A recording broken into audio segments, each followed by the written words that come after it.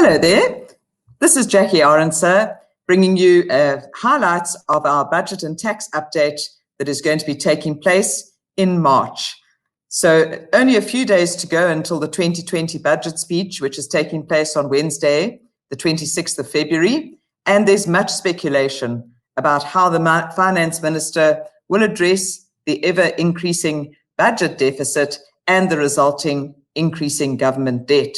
And we know there's a lot of pressure on SARS and National Treasury to find ways of increasing tax collections, as much as we would also like to know that government is managing the expenditure side. But what we are focusing on in this update is really looking at tax amendments that are coming through as a result of the 2020 budget speech. And so there's much speculation about whether there are going to be increased income tax rates, VAT rate, what about the fuel levy, and many other things.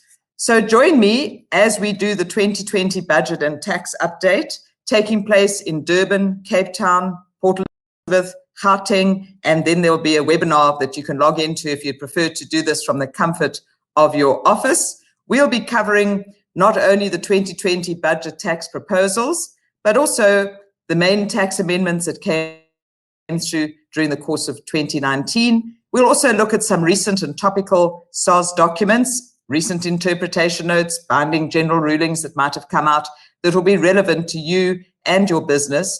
And we'll also look at some very interesting recent case law judgments. So it promises to be a very useful time, and I hope that you will join us. Thanks. See you there. Bye.